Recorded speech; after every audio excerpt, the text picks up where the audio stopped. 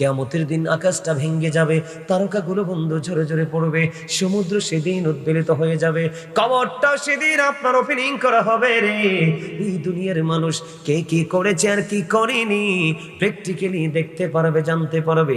তাহলে বিষয়টা কি দাঁড়ালো বন্ধু? এই যে মানুষটা কবরে গেল, ও বন্ধু তার আযাব তো শুরু হয়ে গেল, সেদিন তে কাউকে কাছে পাবে না। ও বন্ধু আল্লাহ তো জানিয়ে দিয়েছে, জুলুম করো না, জুলুম করো না, কারণ জালেমরে আল্লাহ পছন্দ করে না। তারা যখন বিপদে পড়ে যায় আল্লাহ তাদেরকে ভালোবাসে না, আল্লাহ তাদেরকে সাহায্য করে না বন্ধু। তার একটা কারণ হলো, আমার দিকে তাকান, আল্লাহ রাসূল সাহাবায়ে কেরামদেরকে নিয়ে হাঁটতেছেন, হাঁটতে হাঁটতে বন্ধু হঠাৎ করে পথিমধ্যে তিনি দাঁড়িয়ে গেলেন। ইয়া রাসূলুল্লাহ, ইয়া হাবিবাল্লাহ, কেন গো নবী দাঁড়িয়ে গেলেন?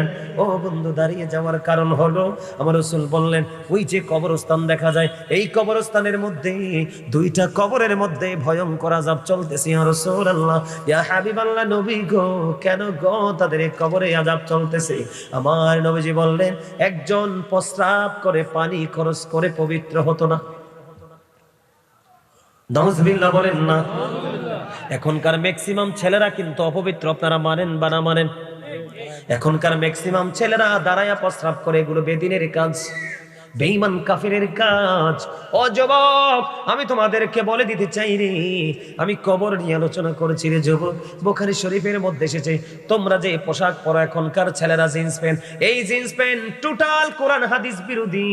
এটা আল্লাহ কোরআন থেকে ঈমানদার পুরুষের জন্য নাজায়েজ ঘোষণা দিয়েছে। বলে হুজুর প্রমাণ দেন। আল্লাহ রাব্বুল আলামিন কোরআনে বলেছে বন্ধু, আমি কবর নিয়ে আলোচনা করছি কারণ কবরে যেতে হবে। আল্লাহ রাব্বুল আলামিন জানিয়ে দিয়েছেন, ইয়া বানি আদামা কদ আনজালনা আলাইকুম লিবাসান ইউয়ারি সাওয়াতিকুম ওয়ারিশান ওয়া লিবাসুত তাকওয়া যালিকা খায়র। আদম সন্তানের জন্য তিন শ্রেণীর পোশাক দিয়েছেন, একটা লজ্জাস্থান ঢাকার, আরেকটা বন্ধু সাজের, আরেকটা হলো তাকওয়ার।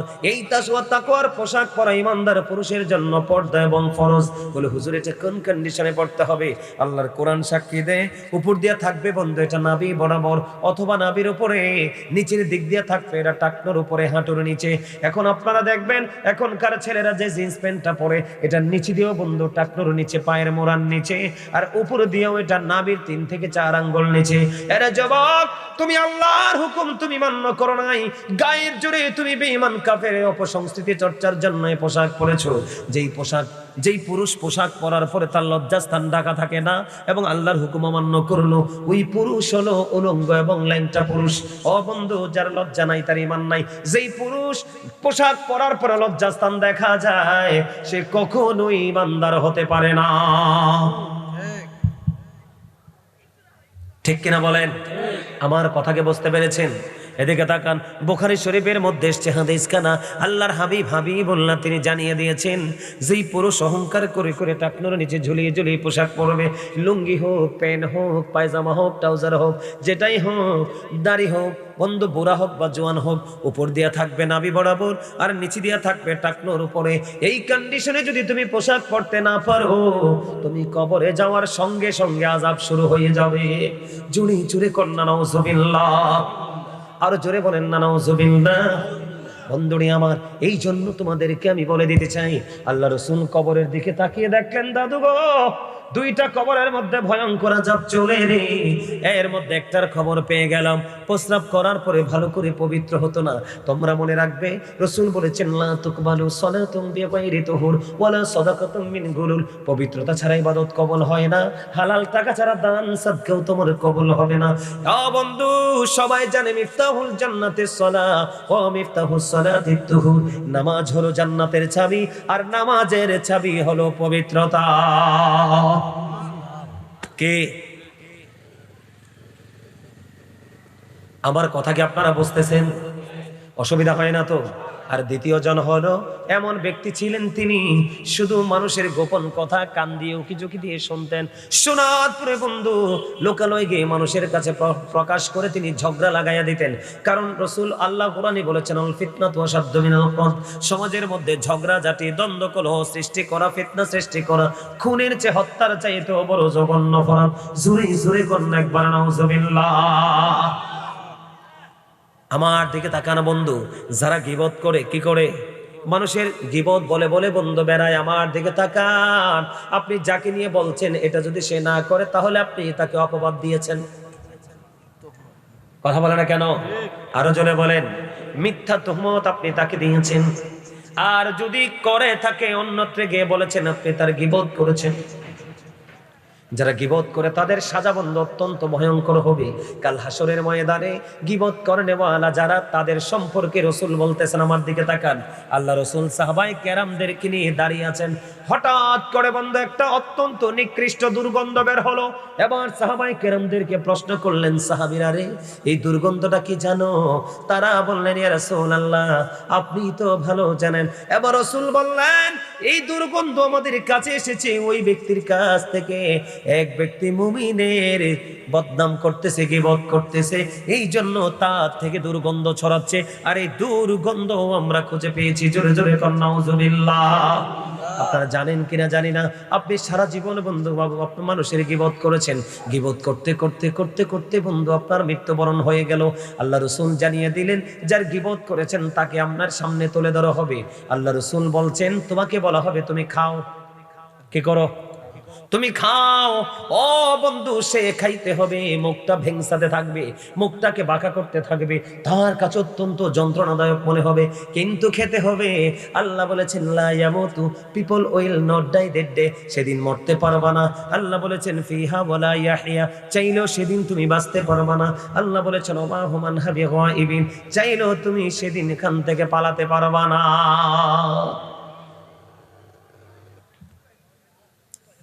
বাঁচারও সুযোগ নাই, মরারও সুযোগ নাই, পালাবারও সুযোগ নাই।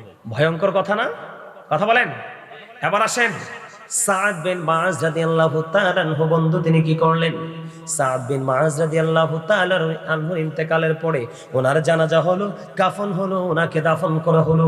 দাফন যখন করা হলো, ও বন্ধু কি ঠিক আছে নি? ঠিক আছে না? মসজিদের ইমাম সাহেবের গীবত করে আপনি কি তা কন? ঠিক না? ঠিক বল কইছি রে। মসজিদের ইমাম সাহেবের পিছনে অক্ষর নামাজ পড়ে গেছে, চা খাইতে খাইতে আমরা ইমাম সাহেবটা যা বেহা হইয়া বইছে।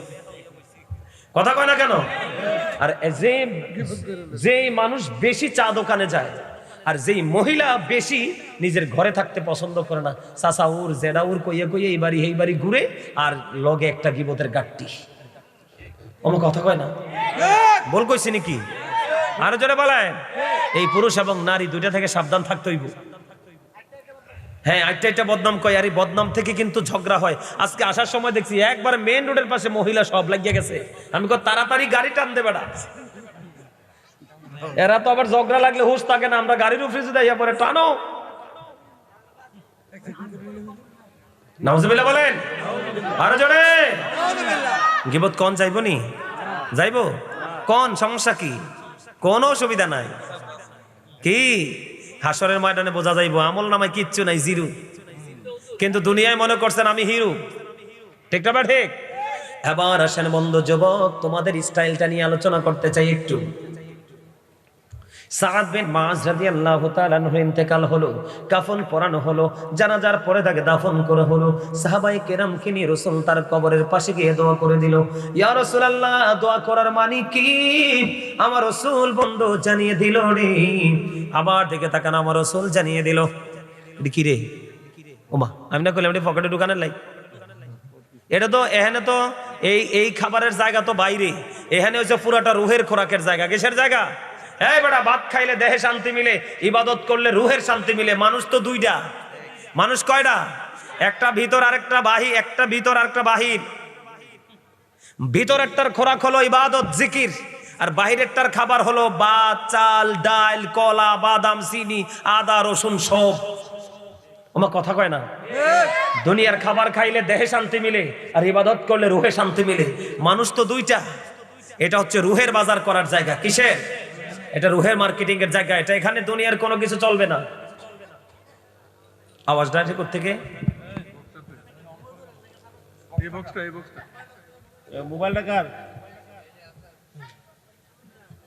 ও আচ্ছা আচ্ছা, ও বুঝছি। এই জন্য আমার দিকে তাকানো বন্ধ।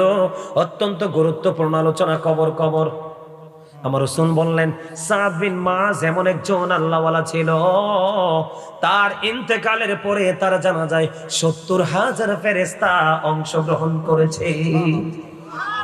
কত হাজার? খেয়াল করেন কেমন আল্লাহওয়ালা ছিল। ৭০,০০০ ফেরেশতা অংশগ্রহণ করেছে রে বন্ধু। আমার এক যার জানাজায় ৭০,০০০ ফেরেশতা আসে, তার জন্য দোয়া করার দরকার আছে, নিঃসন্দেহে তিনি আল্লাহওয়ালা। কিন্তু রাসূল বলতেছে না না না না রে না, কারণ তার মধ্যে একটা ত্রুটি ছিল। কি ত্রুটি? এই কারণে তার কবরে আযাব হবে। আমি নবী বুঝতে পারলাম। ইয়া রাসূলুল্লাহ, কি গো কি গো? আমার রাসূল জানিয়ে দিলেন, ও বন্ধু, আমার রাসূল জানিয়ে দিলেন সে প্রস্রাব করার পরে ভালো করে পবিত্র হতো না, এই কারণে তার কবর আযাব হবে। এই জন্য আমি নবী দোয়া করে দিলাম আল্লাহ যেন তাকে ক্ষমা করে দেয়। আর কোরবানি খারাইয়া প্রস্রাব, তোমরা তো যেই ফ্যান পরো একবার অসভ্য ফ্যান। এটা কি রে? সভ্য মানুষে পরে জিন্স প্যান্ট? সভ্য মানুষে পরে? এইবারে সভ্য মানুষে পরে কস্তা কিল্লাই। এটা অসভ্য মানুষের পোশাক। কারণ এই পোশাক পরার পরেও একটা ইমানদার পুরুষের লজ্জাস্থান সামনে এবং পিছনে পাকা থাকে। সবচেয়ে বেশি লজ্জাজনক কথা হলো নামাজের মধ্যে সে রুকু দিয়েছে, পিছনে আরেকজন তার লজ্জাস্থান দেখতে পাইছে। ঠিক কিনা বলেন? এটা কি মুসলমান? কথা বলেন মুসলমান ভাই, এটা ঠিক আছে, আমি ইয়া করছি ভাই। এবার আসো যুবক, তোমরা যারা জিন্স প্যান্ট পরে নামাজ পড়তে যাও, এটা কত বড় অভিশপ্ত পোশাক। এই পোশাক আমার কথা কয় না কেন? যার লজ্জা নাই তার ঈমান নাই, যার ঈমান নাই তার আমলের দরকার নাই। কারণ ঈমানকে আমলকে টেকসই করার সবচেয়ে বড় স্থান হলো ঈমান। আমার কথা কন না কেন? এবার আসো যুবক, তোমাদের যদি লজ্জা থাকে, লজ্জা মানুষের চোখে থাকে আর বিবেক মানুষের ব্রেইনে থাকে, ঠিক কিনা বলেন? আমি তোমাদেরকে বলবো চোখ এবং ব্রেইন দুটোকেই তুমি কাজে লাগাও। আল্লাহ রাসূল মসজিদের মধ্যে দাদু ভাই অবস্থান করতেছে, খেয়াল করেন হাদিস শরীফের মধ্যে এসেছে বন্ধু, একজনে সেই নামাজের নিয়ত বেঁধে ফেললো, কিন্তু তার পোশাকটা তো টাকনোর নিচে। এবার আল্লাহ রাসূল নামাজের নিয়ত কিন্তু বেঁধে ফেলেছে। রাসূল বললেন তুমি ওযু করে আসো। তিনি নামাজ ভেঙে ওযু করতে গেলেন, ওযু করে এসে তিনি আবার নামাজের নিয়ত বাঁধলেন। নামাজের নিয়ত বাঁধার পরে রাসূল বললেন তুমি আবার ওযু করে আসো। আবার তিনি ওযু করতে গেল, আবার ওযু করে এসে তিনি নামাজের নিয়ত বাঁধলেন। আবার রাসূল বললেন তুমি ওযু করে আসো। একবার, দুইবার, তিনবার, তৃতীয়বার রাসূলকে প্রশ্ন করা হলো, ইয়া রাসূলুল্লাহ, ওগো নবী, নবী গো, ও নবী, বারবার কেন গো তাকে আপনি রিটার্ন ওযু করার কথা বলছেন? আমার রাসূল বললেন চাইয়া দেখো রে, সেই যে পোশাক পরেছে এই পোশাক কোরআন এবং হাদিস বিরোধী। আল্লাহ যেভাবে পোশাক পরতে বলেছে সেই পোশাক পরে নাই। আপনি শুধু নামাজ পড়লেই হবে না, নামাজের আগে আপনার মধ্যে কন্ডিশন তৈরি করতে হবে। কোন কন্ডিশন? নামাজের মধ্যে আপনার মধ্যে কন্ডিশন তৈরি করতে হবে। আমি যেই জায়গায় দাঁড়িয়েছি মনে হয় যেন আমি ফুলছেরাতের পুলের উপরে দাঁড়াইছি। এটার মানে কি জানেননি? তার মানে অমনোযোগী হয়ে নামাজ পড়া যাবে না। আপনি যখন নামাজে দাঁড়িয়েছেন আপনার মধ্যে ফার্স্ট টাইম এই কন্ডিশন থাকতে হবে। আপনি যখন নামাজে দাঁড়িয়েছেন মনে করতে হবে আপনি যেন খানায় কাবার সামনে দাঁড়িয়েছেন। আপনাকে মনে করতে হবে ডান দিকে আপনার জান্নাত, বাম দিকে আপনার জাহান্নাম, পিছনেই যেন দাঁড়িয়ে আছে আজরাইল। এই নামাজ যেন আপনার জীবনের শেষ নামাজ। নামাজ শেষ হবে আর আজরাইল প্রাণ পাখি নিয়ে যাবে, দুনিয়ার সীমারেখা শেষ।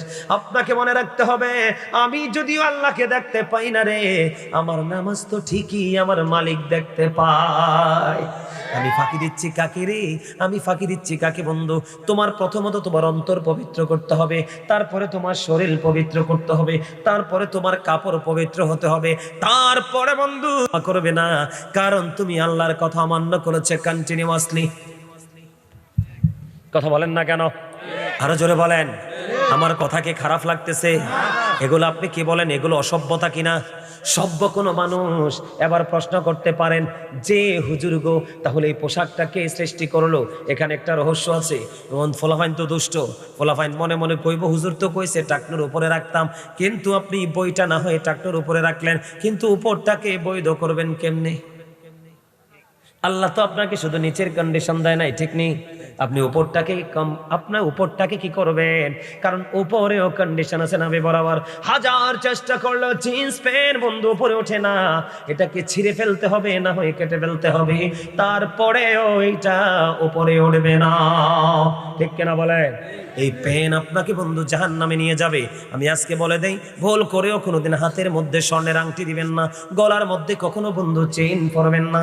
আজকে বলে যাই, একেবারে টকটকে লাল গেঞ্জি অথবা পাঞ্জাবি অথবা শার্ট কোনোদিন আপনারা পরবেন না, এটা জাহান্নামীদের সিমটম। আল্লাহ রাসূলকে এক ব্যক্তি দুইটা লাল জামা পরে একবার সালাম দিলেন, নবীজি তার সালামের জবাব দেয় না। আরো একবার সে সালাম দিলেন, নবীজি তার সালামের জবাব দেয় না। কেন দেয় না রে? কারণ তার পরনে ছিল টকটকে লাল কাপড়। পুরুষের জন্য টকটকে লাল কাপড় পরা মাত্রই তাহরিমি, হারামের অন্তর্ভুক্ত। সুরে সুরে কন্যা একবার নাউজুবিল্লাহ। জাহান্নাম আপনার আমার নিকটে নিকটে, প্রত্যেকটা পদে পদে পড়তে পড়তে আমরা জাহান্নামের কাজ করি। নাউজুবিল্লাহ বলেন না? আরো জোরে বলেন না নাউজুবিল্লাহ। এই কবরে যদি এই অবস্থা নিয়ে যাই বন্ধু, উপায় আসেনি? কথা বলেন না, কবর উপায় আসেনি? আপনাকে যদি একবারে কম আযাব দেওয়া হয়, আগুনের একটা জোড়া জুতা বানিয়ে দেওয়া হবে। আগুনের একটা জোড়া জুতা, আগুনটা কেমন? দুনিয়ার আগুনের মতো না, ওখানকার আগুনটা দুনিয়ার আগুনের চাইতে 69 গুণ বেশি পাওয়ারফুল হবে। কেমন হবে রে? আগুনটাকে আল্লাহ রাব্বুল আলামিন 1000 বছর তাপ দিয়েছে, আগুনের রং হইল সাদা। আল্লাহ কই না না এই আগুনে হবে না, আরো 1000 বছর তাপ দিয়েছেন, আগুনের রং হয়ে গেছে বন্ধু লাল। আল্লাহ আরো 1000 বছর তাপ দিয়েছেন, আগুনের রং হয়েছে বন্ধু কালো। জোরে জোরে কন্যা নাউজুবিল্লাহ। 1 বছর নয়, 2 বছর নয়, 3000 বছর আগুনটাকে উত্তপ্ত করে পাপী মানুষগুলোর জন্য বন্ধু বরাদ্দ করে রেখেছে। মানুষগুলোর উপায় কেমন হবে? ও বন্ধু, শুধু এটা না রে, কবরে যে শুধু একটা হার আর একটা হারের মধ্যে ঢুকবে, এখানে সীমাবদ্ধ নয় বন্ধু, কষ্টের কোনো সীমা নাই। আপনি পাগল পারা হয়ে যাবেন। কি হয়ে যাবেন? ওমা কি ও, ঘড়ি তো অনেক বাজে গেছে।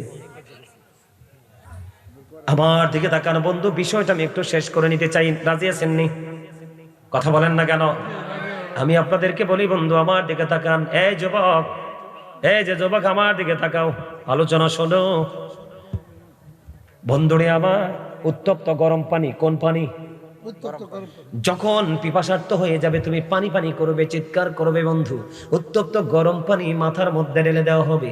রাসূল বলেছেন এই গরম পানিটা বন্ধু পেটের মধ্যে ঢুকবে, পেটটার মধ্যে ঢুকতে দেরি বন্ধ, 2 রানের মধ্যখান দিয়ে লিকুইড হয়ে বন্ধু কি করবে? লিকুইড হয়ে বন্ধু গলে গলে মোমের মতো পড়তে থাকবে। লা ইয়ামুতু, তুমি মরতে পারবা না, ফিহা ওয়ালা ইয়াহইয়া, তুমি বাঁচতেও পারবা না, ওমা হুমান হাবিগাইবিন, চাইলে তুমি সেখান থেকে অদৃশ্য হতে পারবা না। আল্লাহ বলেছেন ইন্না বাতশা রাব্বিকা লাশাদীদ, চাইলে তুমি ওখান থেকে দৌড় দিতে পারবা না, কারণ আল্লাহ ধরবে তোমাকে শক্ত করে। জোরে জোরে একবার বলেন আল্লাহু আকবার। বন্ধু শুধু তাই নয় রে, ও বন্ধু তোমাদেরকে আমি বলে দিতে চাই, ও বন্ধু জাহান্নামী যারা কবরে বন্ধু যাওয়ার পরে তার ফাইনাল খেলা শুরু হবে, জাহান্নামীদের উপায় থাকবে না। ও বন্ধু জাহান্নামীদের কোনো কুল কিনারা বন্ধু তারা খুঁজে পাবে না। আল্লাহর হাবিব জানিয়ে দিল, ও বন্ধু রে, একটা খাবার ওই পাপীদের জন্য দেওয়া হবে পরকালে, ফিউচারে বন্ধু। ওই খাবারটার নাম হলো বন্ধু জাক্কুম। এত ভয়ঙ্কর, এত বিষাক্ত হবে। এই মুহূর্তে যদি কাইতলার জমিনে মাত্র একটা ফোঁটা, কয় ফোঁটা? মাত্র বন্ধু কাইতলার জমিনে যদি একটা ফোঁটা পড়ে রে, একটা ফোঁটা কতটুকু জানেননি? আরো জোরে বলেন না জানেননি? একটা ফোঁটা কতটুকু জানেননি? আমার দিকে তাকান, জানেননি? কথা কন না কেন? ওমা কথা কন না কেন? লাগান ভাইজান লাগান, একটু কষ্ট করেন। এদিকে তাকান, এটা ভিজাইছে একটু দেখানোর জন্য। এই যে আমার দিকে তাকান বন্ধু, এই যে একটা ফোঁটা, বেশি না, দেখছেন নি? আবারও দেখাই, এই যে দেখেন প্র্যাকটিক্যালি একটা ফোঁটা। ভালো করে না চাইলে কিন্তু অনুমানও করা যায় না, ঠিক কিনা বলেন? চোখের দৃষ্টি ফাঁকি দিয়ে বন্ধু পড়ে যায়, একটা ফোঁটা দেই। এইরকম আল্লাহর হাবিব বলেছে, রে কাইতলার মানুষ, কি নিয়ে তুমি বন্ধু বেঁচে আছো? তোমার সন্তানগুলো কাজে আসবে না রে, তোমার সন্তানগুলো কাজে আসবে না। কারণ বর্তমানে ম্যাক্সিমাম ছেলেরা বন্ধু বাবা মার জন্য বড় অভিশাপ। আপনারা মানেন বা না মানেন, কথা বলেন না কেন? বাংলাদেশের ইতিহাসে যতগুলো মা বাবাকে বৃদ্ধাশ্রমে দিয়েছে, সবগুলো ছেলেরা, একটা মেয়েও বাংলাদেশের ইতিহাসে ভিক্ষা করে মা বাবাকে খাওয়াইছে তো বৃদ্ধাশ্রমে দেয় নাই। কথা বলেন না কেন? এই জন্য বলেছি রে যুবকেরা, কি নিয়ে তোমরা বেঁচে আছো? গায়ের জোর কচু পাতার পানির মতো। দেখবেন বৃষ্টি আসলে কচু গাছের কাছে যাবেন, দেখবেন কিছু সময়ের জন্য পানিটা স্তূপে জমবে, কিছুক্ষণ পরে মনের অজান্তে এটা পড়ে যাবে। আপনার জীবন এবং যৌবন কচু পাতার পানির মতো রে, আপনার জীবন এবং যৌবন কচু পাতার পানির মতো, যে কোনো মুহূর্তে থেমে যাবে।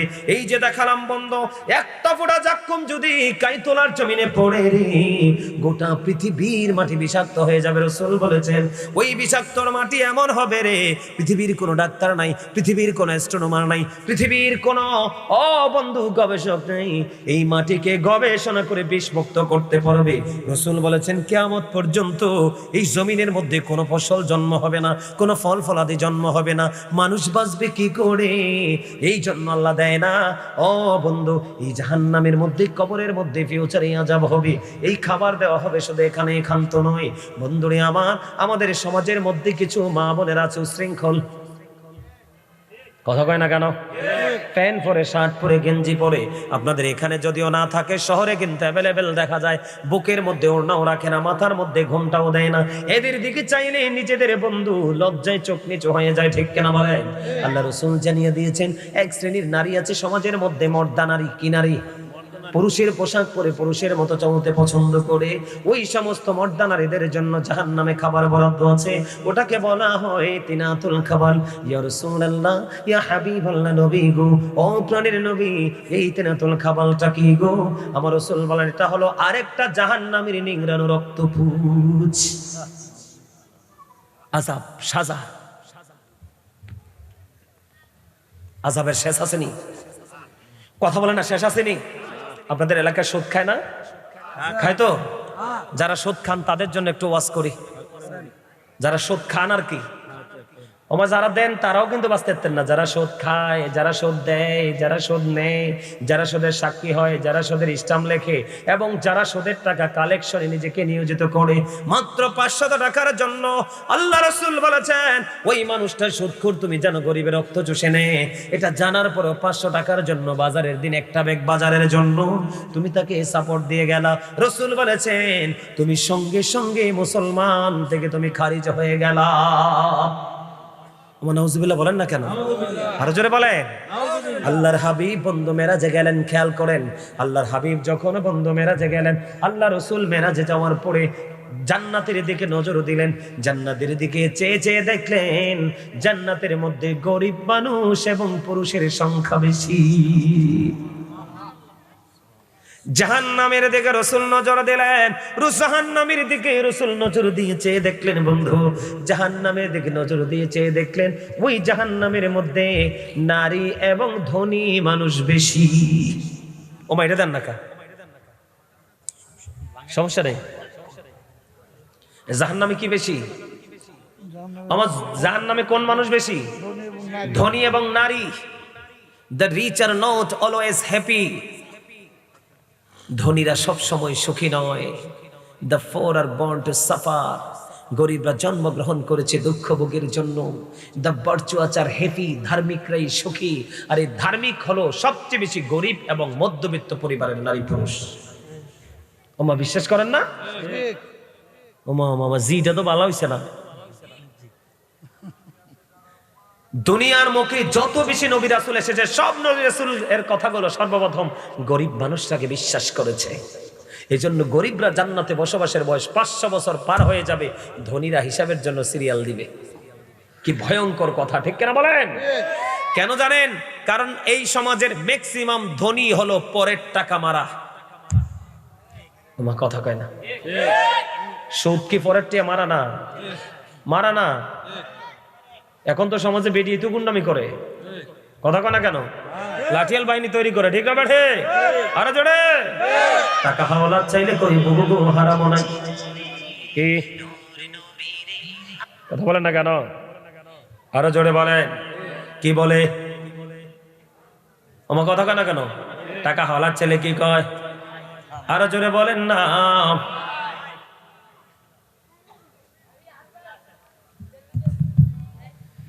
যখন বন্ধু টাকা হাওলাত চাই, বুবু হারাম নাই। যদি কয় সুদ দেবো, কয় বুবু আমার বড় বোনের কাছে টেহা আছে, কয় কেমনে আইয়ে, কয় দুলাভাই ফাড়ায়। কথা কয় না কেন? বাটপার মহিলা। অন্যান্য আমি একটা মজা করে বললাম আর কি, কিন্তু অন্য খাতো অন্য টেকনিক অবলম্বন করতে পারে, ঠিক কিনা বলেন?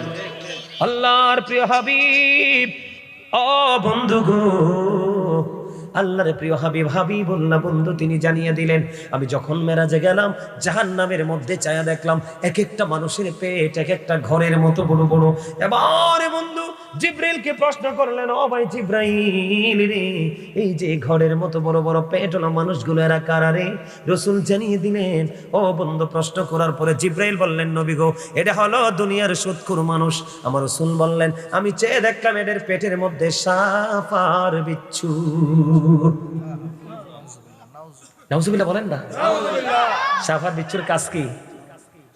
সবল ধ্বংসন করা।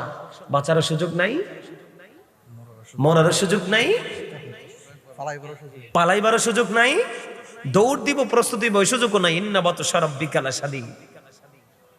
কথা বলেন না, ঠিক না? ঠিক। এই সৌদ কত নিকৃষ্ট জিনিস দেখেন। রাসূল বলেছেন, আমার রাসূল জানিয়ে দিয়েছেন, কেউ যদি 9 টাকা হালাল আর এটার সাথে 1 টাকা হারাম লাগাই একটা জামা কিনে, ধরেন গেঞ্জি হোক শার্ট হোক যেটাই হোক কিনে, আমার রাসূল বলেছেন সে কিয়ামত পর্যন্ত নামাজ পড়তে পারবে, নামাজ কবুল হবে না।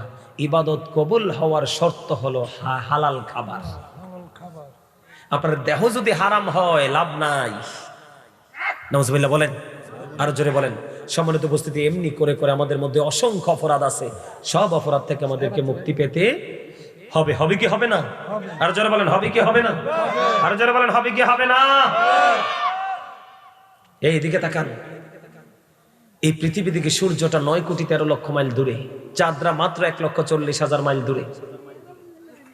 9,13,00,000 মাইল দূর থেকে সূর্যের আলো পৃথিবীতে আসতে সময় লাগে 8 মিনিট 20 সেকেন্ড। প্রতি সেকেন্ডে 1,86,000 মাইল বেগে পৃথিবীর দিকে ছুটে আসে। অনেক আবরণ ভেদ করে মাথায় লাগে, আমরা সহ্য করতে পারি না। কাল হাসরে মাত্র 100 হাত উপরে থাকবে, মাথার মগজ উতরাইতে থাকবে, ঘামে দুর্গন্ধে পরিবেশটা বিষাক্ত হয়ে যাবে। কিন্তু তুমি বাঁচতেও পারবা না, মরতেও পারবা না, পালাতেও। সেদিন সম্পদ এবং সন্তান দুটোর একটাও দিয়ে কোনো কাজও হবে না। তাহলে আমাদের কি করা উচিত? সমস্ত অপরাধ থেকে ফিরে এসে তওবা করে নতুন গন্তব্যের উদ্দেশ্যে আমাদের রওনা হওয়া উচিত, ঠিক না বলেন? সম্মানিত উপস্থিতি, আমরা সকলে 5 ওয়াক্ত নামাজ পড়ব। এই কারণে ইন্না সলাতা তানহা আনিল ফাহশাই ওয়াল মুনকার, নামাজ মানুষকে খারাপ কাজ থেকে বাঁচিয়ে রাখে। আপনি নামাজ পড়বেন পরিপূর্ণভাবে, তবে জিন্স প্যান্ট পরে পড়লে কিন্তু কাম হবে না। আবার লুঙ্গিও যদি টাকনুর নিচে রাইখা পরেন তাইলেও হইতো না। শুধু যে জিন্স প্যান্টের দোষ, বিষয়টা এমন না। যেই কোনো পোশাকে পরেন, উপর দিয়ে নাভি বরাবর, নিচে দিয়ে টাকনুর উপরে, ঠিক না? ঠিক পারবেন তো? পবিত্র হবেন। কি হবেন? হযরত আব্বাস রাদিয়াল্লাহু তাআলা, খেয়াল করেন, আমাদের মধ্যে সমস্যা আছে, যদি না থাকতো এটা কিতাবে আসতো না। হযরত আব্বাস রাদিয়াল্লাহু তাআলা নূর জামানায় এক ব্যক্তি মারা গেল, একজন পুরুষ মারা গেছে। তো মারা যাওয়ার পরে তাকে গোসল টোসল পরাইয়া তাকে কবরে দেওয়ার জন্য নিয়ে গেল, কবরে নামাবে। ঠিক এমন সময় চেয়ে দেখলেন তার কবরের মধ্যে বিড়ালের আকৃতির এক জানোয়ার। নাউজুবিল্লাহ। হাজার চেষ্টা করলেন তার জানোয়ার সরাতে পারে না। আরেকটা কবর তাৎক্ষণিকভাবে তারা সবাই মিলে খনন করলেন, ওই কবরে তাকে দাফন করতে গেলেন, ওখানে গিয়ে দেখলেন জানোয়ার। তারা বললেন ব্যাপার কি? আরেকটা কবর খনন করলেন, ওই কবরে গিয়েও, কবরে দাফন করতে গেলেন, ওই কবরে গিয়েও দেখলেন বিড়ালের মতো একটা জানোয়ার। তখন তারা বললেন না, এখানে তো কোনো রহস্য আছে। একজন মানুষের কবরে 3টা কবর করলাম, 3টাই জানোয়ার সাথে তাকে দাফন করা যায় না। এবার আব্বাস রাদিয়াল্লাহু তাআলা আনহুর কাছে চলে গেলেন। উনি আসলেন, আসার পরে বিস্তারিত ঘটনা বললেন।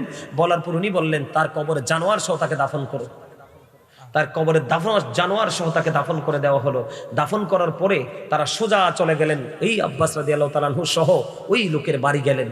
খুঁজতে খুঁজতে তার বাড়ি যাওয়ার পরে কে আছে? তার বিবি আছে। বিবির সঙ্গে তারা কথা বললেন পর্দার আড়াল থেকে, যে তোমার স্বামীর কবরে এই অবস্থা আমরা দেখতে পেয়েছি, তোমার স্বামীর জীবনে কি এমন অপরাধ ছিল তুমি কি একটু বলতে পারো? তখন ওই বিবি বললেন, আমার স্বামীর জীবনে আমি কাছেতে, একটা স্বামীর কিন্তু সবগুলো ভালো মন্দ খবর তার বিবি জানে, আবার একটা বিবিরও ভালো মন্দ খবর তার স্বামী জানে, এর চেয়ে ভালো কেউ বলতে পারবে না। তখন তার বিবি উত্তর দিয়েছে, আমার স্বামীর সবচেয়ে বড় দোষ ছিল তিনি আলিঙ্গনের পরে ফরজ গোসল করত না। নাউজুবিল্লাহ বলেন, আর জোরে বলেন। আমাদের মধ্যে এমন কিছু খবিস আছে, এটাও যদি করেন তাহলে কবর ভালো হবে না। এবার আসেন, যারা সুদ খান, ঘুষ খান, মানুষের গাছের ফল চুরি করে নিয়ে আসেন, আছে না নাই? কথা কয় না কেন? ফল চুরি করেন না? আরে বাপরে বাপ, শশা খেত, শশা ধরলে তো সারছে, এলাকার ফলাফাইনের ঈদ। আমাদের মসজিদের নূরে মদিনার মসজিদের জেনারেটর চুরি করে ফেলছে। নাউজুবিল্লাহ নাউজুবিল্লাহ, খাইছে খাইছে খাইছে।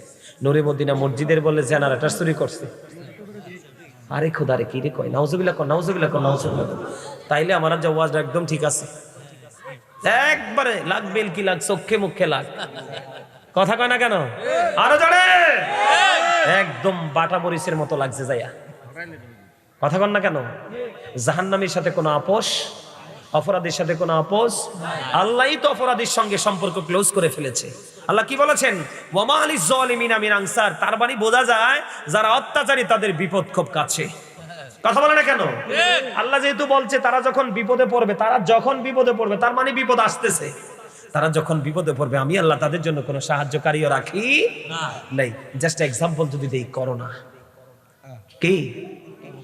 এই মিয়া খেয়াল করেন, রিক্সার স্টেশন, অটোর স্টেশন, সিএনজির station, bus station, rail station, কোন লোকাল স্টেশনে কিন্তু মানুষ মরে নাই।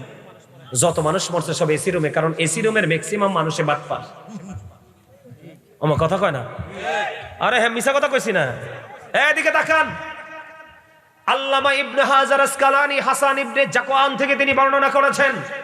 তিনি বলেছেন, তোমরা যদি তোমাদের সন্তানকে জিনা, ব্যভিচার, সমকামিতা থেকে যদি রক্ষা করতে চাও, তাহলে সমাজের ক্যারেক্টারলেস পারসন যারা আছে তাদের ছেলে মেয়েদের থেকে তোমার বাচ্চাকে ডিভাইড করে ফেলো। কি বুঝতে পারলেন? কি বুঝতে পেরেছেন বলেন? কারণ গরিব এবং মধ্যবিত্ত পরিবারের মানুষ বেঁচে থাকে সম্মান নিয়ে, আর ধনীরা বেঁচে থাকে অর্থ এবং আভিজাত্যের পাওয়ার নিয়ে। তারা কোনো পাপ করতে দ্বিধা করে না। এই আরেকটা কথা আমার মনে হয়েছে, জাহান্নামের আমাদের সমাজে এইডস রোগ হচ্ছে কিনা? হনেন না টিভিতে এইডস রোগ হচ্ছে না? কথা বলেন না কেন? এই এইডস রোগ হয় অবৈধ জিনা, ব্যভিচার, সমকামিতার কারণে। নাউজুবিল্লাহ বলেন, আরো জোরে বলেন। এই আল্লাহ রাসূল একদিন সাহাবাই কেরামকে প্রশ্ন করলেন, তোমরা কি কোনো স্বপ্ন দেখছো? সাহাবীরা বললেন, নবী গো না। নবীজি বলতেছেন, আমি একটা স্বপ্ন দেখছি, সেটা কি বলবো? অনেক লম্বা হাদিস, এর মধ্যে দুটো বলতে চাই। আল্লাহ রাসূল বলতেছেন, আমার কাছে দুজন ফেরেশতা আসলো, আগন্তুক আসলে, এসে বলল, ইয়া রাসূলুল্লাহ চলেন আমরা ঘুরে আসি। নবীজির স্বপ্ন কি সত্য না মিথ্যা? আরে শুধু সত্যই, সত্যের উপরে সত্য, ঠিক কিনা বলেন? যেতে বিশ্বাস করতো না হাতের ইমান ফসা, এটা আমি কয়ে লাভ নাই। তো রাসূল কি করলেন? ঘুরতে ঘুরতে অনেক দৃশ্য দেখলেন। একটা দৃশ্য দেখলেন, একটা মানুষ রক্তের নদীর মধ্যে সাঁতার কাটে কেটে পারে আসতে চায়, কুলে আসতে চায়। নবীজি দেখলেন যখন কুলে আসতে চায়, আরেকজন তাকে খালি পাথর মারে। কি মারে?